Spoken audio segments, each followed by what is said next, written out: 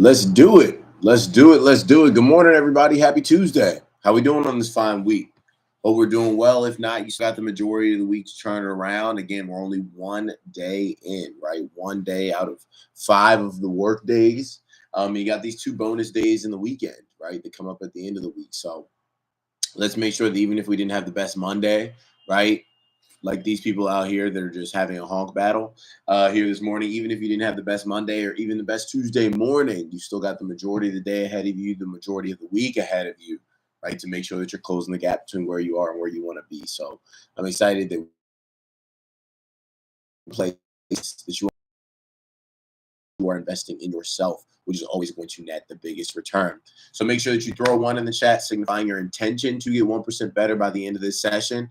And without further ado, I'm going to go ahead and dive in to see what we have going on here this morning. A few different news headlines, the first of which are bipartisan talks. So with lawmakers still debating over spending bills and foreign aid, President Joe Biden will meet the top 4 Congress leaders in the White House today to push them to break the deadlock and avoid a partial shutdown on Friday. So just me, or is like the government just always shutting down? The leaders are House Speakers Mike Johnson, Senate Majority Leader Chuck Schumer, House Minority Leader Hakeem Jeffries, and Senate Minority Leader Mitch McConnell. More aid. Biden plans to press for Senate passed foreign aid package, or for the Senate passed foreign aid package, which includes aid for Ukraine and Israel, as well as humanitarian assistance in Gaza.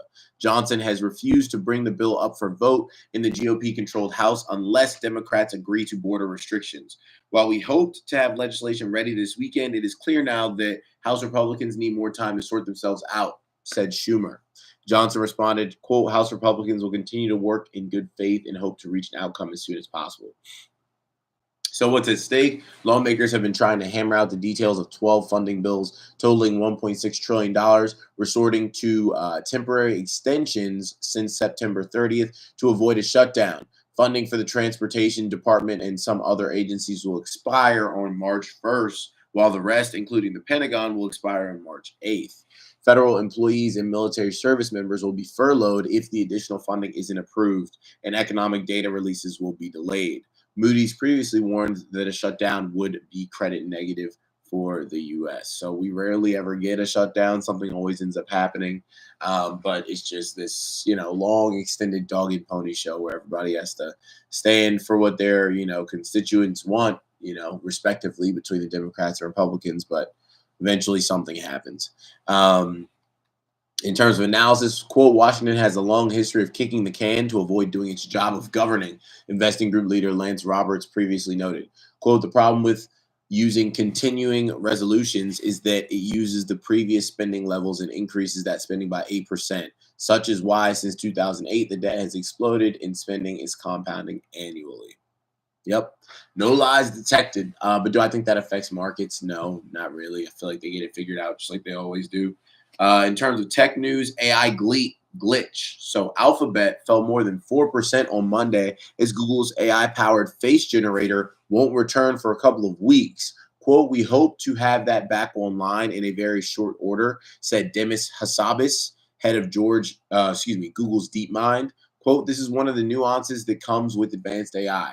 Google paused image generation of people from its Gemini model last week amid criticism over how it handled race, including the AI tool's refusal to depict white people.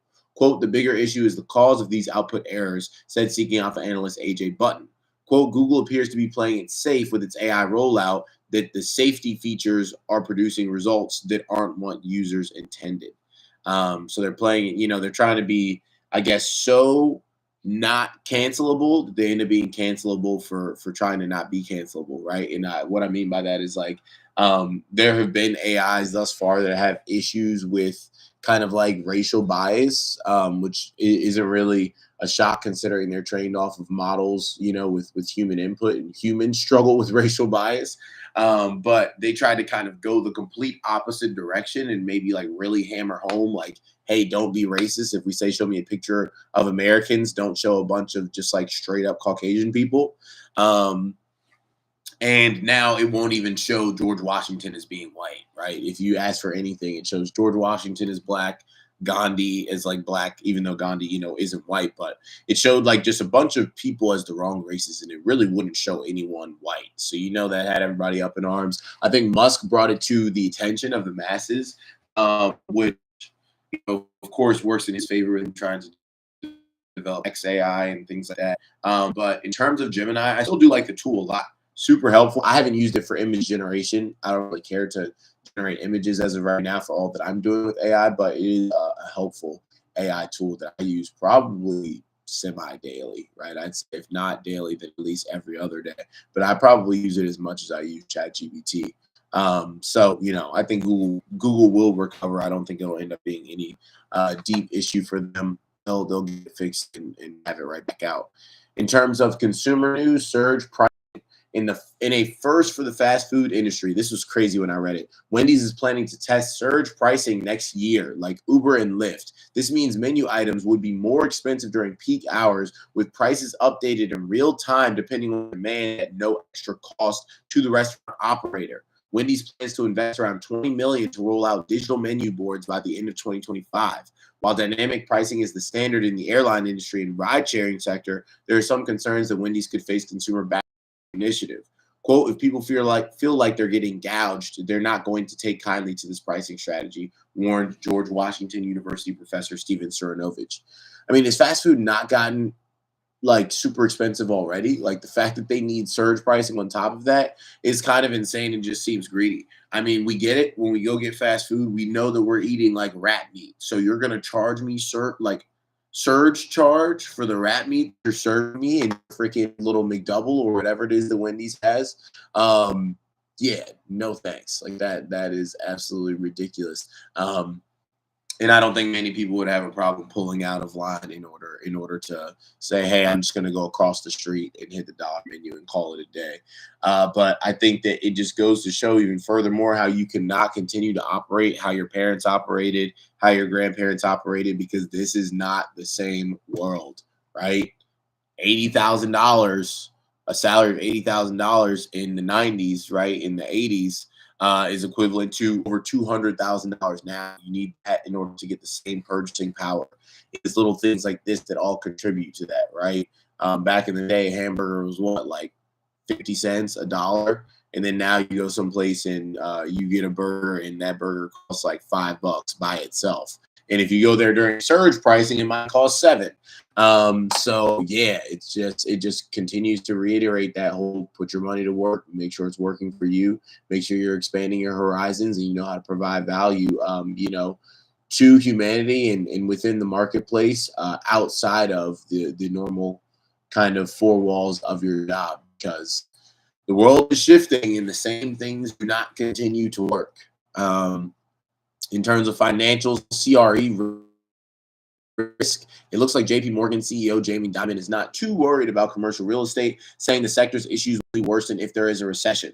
Quote, if we don't have a recession, I think most people will be able to muddle through this, refinance, put more equity in, he said, adding that a lot of property owners can handle the current level of stress. Diamond noted that offices are worth less only because of higher interest rates, and mounting defaults are part of the normalization process.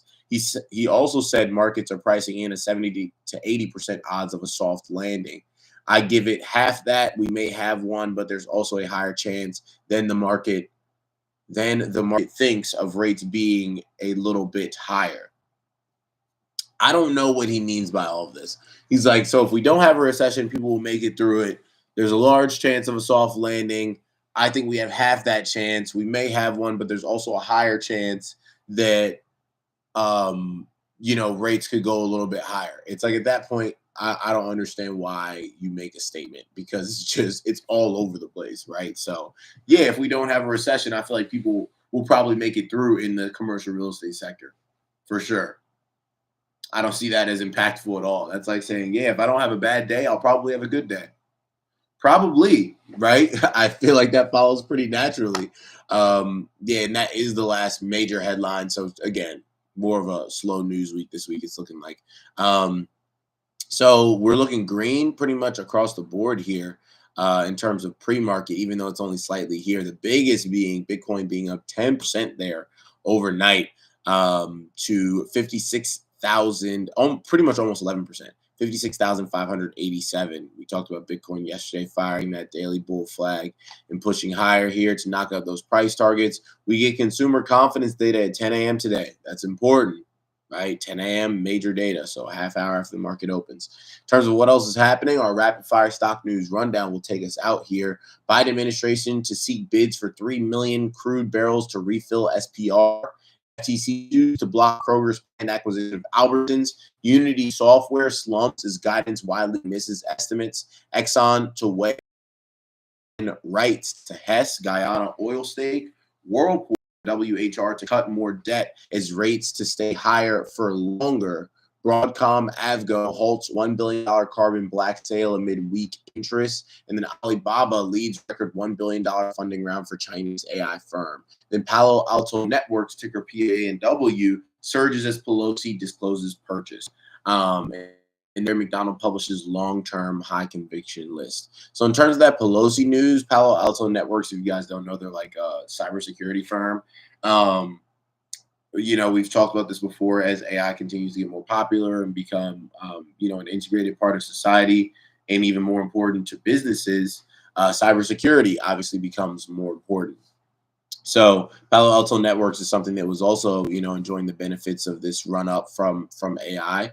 And Nancy Pelosi disclosed her stake. Of course, whenever someone discloses their stake, right, if they're in Congress or whatever, that happened a while ago, right? So for Pelosi, to give you guys the details, she bought a ton of call options. I think they were 2025 dated for Palo Alto Networks back on February 12th, right?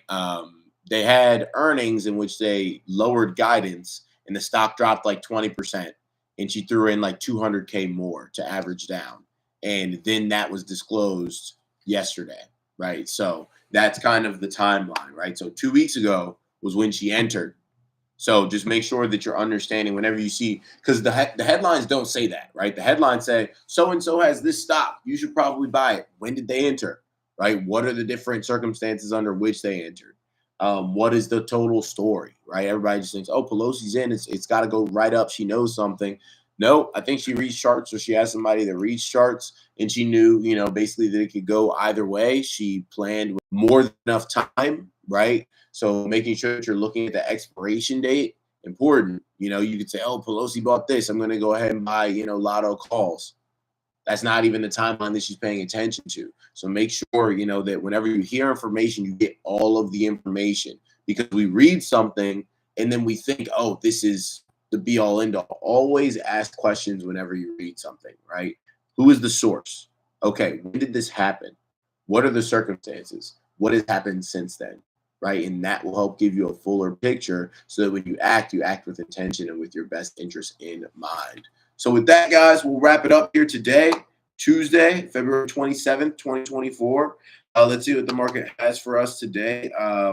It was kind of a quiet day yesterday, some selling, which ended up being profitable for us, some selling, and then some nice bullishness in the energy sector. We'll see if that bullishness in the energy sector can continue with Biden trying to, fill up the strategic petroleum reserve that we've had depleted for so long.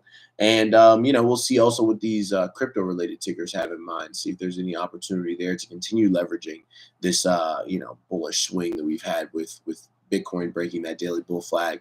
So let's make it a great day, everybody. And without further ado, I'll see you tomorrow morning for our next pre-market session. Have a good one.